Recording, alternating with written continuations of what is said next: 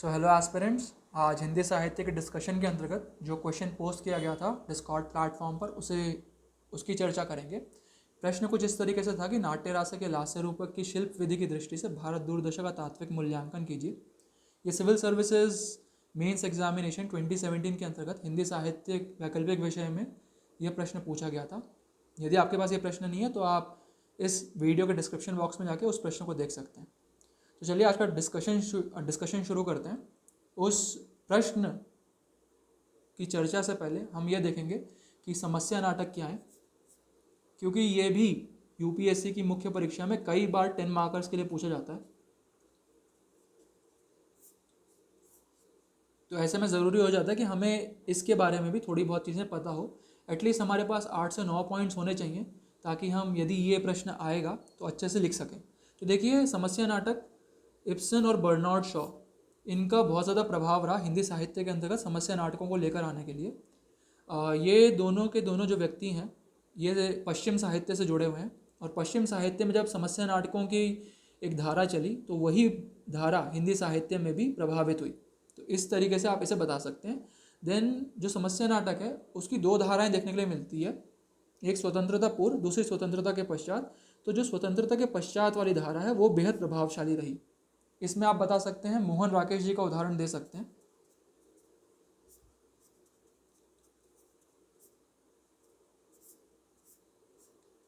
तो मोहन राकेश जी के कई नाटक काफ़ी प्रभावशाली रहे और उन्होंने ये सारे नाटक स्वतंत्रता के पश्चात ही लिखे।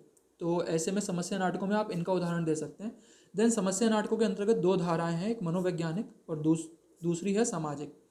तो यहाँ पर आप उपेंद्र नाथ अश्क जी का उदाहरण दे सकते हैं, क्योंकि जितने ज़्यादा नाटक या रचनाकारों के उदाहरण आप देंगे एग्जामिनर को उतना ज़्यादा समझ में आएगा कि आपने ठीक से पढ़ा हुआ है। दूसरा इसी तरीके से डॉक्टर लक्ष्मी नारायण मिश्र का उदाहरण आप दे सकते हैं। यहाँ पर लक्ष्मी नारायण मिश्र जी ने भी काफ़ी नाटक या काफ़ी रचनाएं इस समस्या नाटकों के अंतर्गत लिखी हुई है। तो डॉक्टर लक्ष्मी नारायण मिश्र जी का भी आप यहाँ पर उदाहरण दे सकते हैं। इसके पश्चात समस्या नाटकों में, जैसे मैंने पहले बताया था, स्वतंत्रता पूर्व और स्वतंत्रता पश्चात दो धाराएं थी। तो स्वतंत्रता पूर्व जो धाराएं थी उसके अंतर्गत कुछ कमियां सामने नजर आती थी, जैसे कि वो सारे नाटक या सारी रचनाएं एक आयामी थी। इसी तरीके से एक रस ही उनमें रहता था, बहुरस जो होना चाहिए, बहुआयामी रस होने चाहिए नाटकों के अंतर्गत, वो उनमें नहीं दिखते थे। इसी तरीके से वो सारे के सारे नाटक या रचनाएं अनाटकीय थी और केवल पाठ्य वस्तु थी, दृश्य वस्तु नहीं थी। तो ये सारी कमियां उसमें नजर आती थी जो स्वतंत्रता पूर्व के समस्या नाटक थे। लेकिन स्वतंत्रता पश्चात जो समस्या नाटक हुए उन सब में ये कमियां सुधार ली गई। जैसे कि आप यहाँ पर मोहन राकेश जी का उदाहरण दे सकते हैं। उनका आषाढ़ का एक दिन या आधे अधूरे, वो काफ़ी प्रसिद्ध हैं वो सारी रचनाएं। तो उसके उदाहरण के माध्यम से आप समझा सकते हैं कि कैसे स्वतंत्रता के पश्चात जो समस्या नाटक सामने आए उनमें ये सारी समस्या नहीं थी। तो जब आपके पास ये सारे पॉइंट्स हो जाएंगे तो एक आराम से आप 10 मार्कर का आंसर लिख सकते हैं। ये 10 नंबर के लिए आता है, उससे ज़्यादा अंकों के लिए नहीं आएगा। तो मैं आशा करता हूँ ये चीज़ें आपको समझ में आ गई होगी अब, ये वाला कंसेप्ट समस्या नाटक का। अब चलिए, भारत दूरदर्शन के जो बाकी जो हमारे दो अंक बच गए थे नाटक के अंतर्गत, अंक 5 और अंक 6, जैसे मैंने बताया इस नाटक के अंतर्गत, इस रचना के अंतर्गत केवल 6 अंक हैं और 6 दृश्य हैं। भारतेंदु हरिश्चंद्र जी का बेहद ही प्रसिद्ध रचना है ये, तो आप प्लीज़ इसे पढ़ लीजिएगा। अंक 5 में देखिए, कंसेप्ट में बता देता हूँ क्या है। इसमें बुद्धिजीवी वर्ग जो है या मध्य वर्ग है उस पर कटाक्ष किया गया है। भारतेंदु ने उन पर कटाक्ष किया कि वो किस तरीके से, उन्हें पता है कि भारत राष्ट्र पर समस्याएं कितनी सारी हैं या समाज में कितनी समस्याएं व्याप्त है, लेकिन उन समस्याओं के प्रति वो अनदेखे हैं। जबकि उन्हें पता भी है कि इन समस्याओं के लिए उन्हें बेहतर तरीके से लड़ना पड़ेगा, लेकिन वो लड़ना केवल लेखों के माध्यम से चाहते हैं कि वो लेख लिख देंगे पत्रों में या पेपर्स या न्यूज़पेपर्स के अंतर्गत, और उसी के माध्यम से बस वो लड़ाई लड़ना चाहते हैं। तो भारतेंदु ये दर्शाते हैं कि ये मध्य वर्ग और बुद्धिजीवी वर्ग अपना दायित्व भूलते हुए नजर आ रहे हैं। तो इनमें पहला देशी, दूसरा देशी, एडिटर, बंगाली बाबू, कई सारे ऐसे कैरेक्टर्स हैं, चरित्र हैं। आप प्लीज़ उनका जो नाटक के अंतर्गत जो उनकी पंक्तियां हैं उसे अच्छे से पढ़ लीजिएगा और रेखांकित कर लीजिएगा जो आपको इंपॉर्टेंट लग रही है। इस अंक में केवल पहला देशी है जिसे ये सारी समस्याएं समझ में आ रही है और वो सब लोगों को चाहे दूसरा देशी हो, एडिटर हो, या बंगाली बाबू हो, सभापति हो, उन्हें समझाने की कोशिश कर रहा है कि हमें ठीक से लड़ना पड़ेगा, समाज में जो कमियां हैं या समस्याएं आई हुई हैं या भारत दुर्दैव जो है उसके संबंध में उससे अच्छे से निपटना पड़ेगा। लेकिन बाकी सब कोई भी उसकी बात सुनने के लिए तैयार नहीं है। तो ये अंक 5 का एक समराइजेशन मैंने आपको समझा दिया है। देन अंक 6 के अंतर्गत क्या चीज़ है, अंक 6 में भारत अभी भी मूर्छित है और मरने के कगार पर है, जो भारत का चरित्र है, जो भारत हिंदू दर्शा रहे हैं, और एक कैरेक्टर भारत भाग्य। तो भारत भाग्य को आप उपनायक के रूप में देख सकते हैं, जो फिल्मों में एक लीड कैरेक्टर होता है और उसके साथ एक सेकेंडरी कैरेक्टर होता है, ऐसा सेकेंडरी कैरेक्टर भारत भाग्य है, मतलब सेकंड हीरो के रूप में मौजूद है। और भारत जो है प्रमुख चरित्र है, लेकिन भारत यहाँ पर पूरी तरीके से मूर्छित और कह लीजिए मरने की कगार पर है, और भारत भाग्य उपनायक है। तो इस अंक में क्या होता है कि भारत भाग्य भारत को जगाने की कोशिश करता है कि भारत तुम जाग जाओ, उसे काफ़ी जगाने मनाने की कोशिश करता है, लेकिन भारत मूर्छित है और बस मरने की कगार पर है। और यही चीज़ भारत हिंदू दर्शा रहे हैं, और यहीं पर अंत हो जाता है नाटक का। एक तरीके से एक त्रासद अंत के रूप में दर्शाया, लेकिन ये त्रासद रचना नहीं है। आप ये प्लीज़ यहाँ पे पॉइंट नोट कर लीजिएगा। भले ही त्रासद अंत दिखता है कि भारत की मृत्यु होते हुए नजर आ रही है, लेकिन त्रासद रचना नहीं कहेंगे इसको, क्योंकि यूपीएससी अक्सर ये प्रश्न पूछता है कि क्या भारत दूरदर्शक एक त्रासद रचना है। तो वो त्रासद रचना नहीं है। जब आप नोट्स पढ़ेंगे, जैसे मैंने आपको बताया था स्टार्टिंग में कि नोट्स, यदि आप दृष्टि के नोट्स पढ़ेंगे तो आपको समझ में आ जाएगा कि रचना त्रासद नहीं है, भले ही एक त्रासद जैसा अनुभव होता हुआ नजर आता है। तो ये यहाँ पर भारतेंदु अपनी इस रचना का अंत कर देते हैं अंक 6 के अंतर्गत। तो चलिए अब आज का प्रश्न देखते हैं। देखिए, भारतेंदु ने इस रचना के अंतर्गत जो आमुख है, उसकी जो प्रस्तावना है, उसमें ये दोनों ही शब्दों का प्रयोग किया है, नाट्य रासक व लास्य रूपक। तो देखिए, जब आप उत्तर लिखेंगे तो आपको इंट्रोडक्शन देना पड़ेगा। आप इंट्रो दे दीजिए 1, 2 या 3 पंक्तियों के अंतर्गत कि भारतेंदु आप बताइए कि किस तरीके से नाटकों के प्रस्तावक के रूप में देखे जाते हैं भारतेंदु, या भारत दूरदर्शा क्या कहना चाहती है उसे 2-3 पंक्तियों में दर्शा दीजिए कि वो राष्ट्रीय चेतना को जगाने के लिए एक बेहद ही महत्वपूर्ण भूमिका निभाती है। भारतेंदु चाहते हैं कि प्रत्येक वर्ग अपने दायित्व को समझे, दायित्व बोध से परिचित करवाते हुए नजर आते हैं, नव जागरण की चेतना को जगाते हुए भारतेंदु नजर आते हैं भारत दूरदर्शा के माध्यम से। ये समझाइए।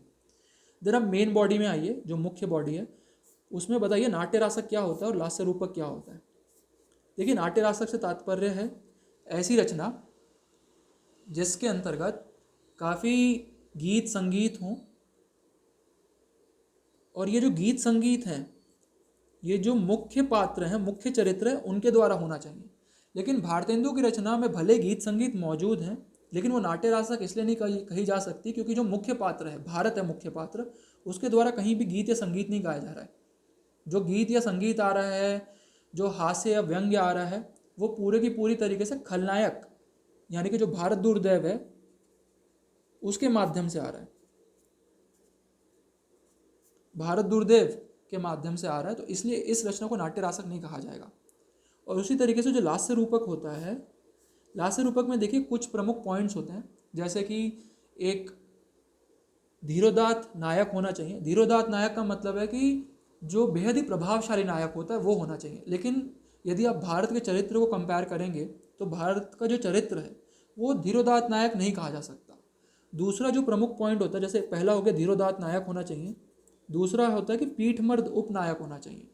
देखिए, पीठमर्द उपनायक यानी कि सेकंड हीरो है, जैसे मैंने बताया था आपको भारत भाग्य, उस तरीके का होना चाहिए नाटक के अंतर्गत। लेकिन जो भारत भाग्य है वो भारत से कहीं अधिक सशक्त चरित्र होता हुआ नजर आता है। ऐसा लगता है कि जैसे भारत भाग्य ही प्रमुख कैरेक्टर बनता हुआ दिख रहा है। तो ऐसे में भारत भाग्य को आप पीठमर्द उपनायक भी नहीं कह सकते। तीसरा जो प्रमुख पॉइंट होता है लास्य रूपक के लिए, वो है वास सज्जा नायिका, यानी कि नायिका का भी होना ज़रूरी है किसी भी रचना के अंतर्गत यदि उसे लास्य रूपक कहना है। लेकिन इस रचना में नायिका कोई है ही नहीं। चौथी चीज़ जो ज़रूरी है वो है कि हास्य व्यंग की उपस्थिति होनी चाहिए। लेकिन जो हास्य व्यंग्य है वो जो प्रमुख पात्र है यानी कि भारत है या भारत भाग्य, उनके माध्यम से नहीं आ रहा है। पूरी तरीके से भारत दुर्दैव और जो भी कमियां हैं जैसे कि रोग, अंधकार, आलस, उनके द्वारा ही गीत संगीत गाते हुए नजर आते हैं इस नाटक के अंतर्गत, इस रचना के अंतर्गत। तो ऐसे में इसे लास्य रूपक भी नहीं कहा जा सकता और ना ही नाट्य रासक। तो आपको ये दर्शाना पड़ेगा कि क्यों नहीं कहा जा सकता नाट्य रासक या लास्य रूपक। फिर एक तीसरी अवधारणा है डॉक्टर बच्चन सिंह की कि इस रचना को अन्यापदेशिक नाटक कह दिया जाए। देखिए, अन्यापदेशिक नाटक का तात्पर्य है कि जो भी मनोभाव होते हैं, जो भी भावनाएं होती हैं, उसे जो चरित्र है उनके माध्यम से दर्शाया जाए। लेकिन भारतेंदु का यहाँ पर ऐसा कोई भी उद्देश्य नहीं कि विभिन्न भावनाओं को या विभिन्न मनोभावों को जो चरित्र है उनके माध्यम से दर्शाए। भारतेंदु ऐसे कोई भी अवधारणा को लेकर आते हुए नजर नहीं आते। तो ये यहाँ पर जो डॉक्टर बच्चन सिंह ने ये अवधारणा दी है अन्यापदेशिक नाटक की, उसे भी आपको खारिज करना पड़ेगा। आपको ये बताना पड़ेगा कि डॉक्टर बच्चन सिंह ने ऐसा चीज़ कहा है अन्यापदेशिक नाटक।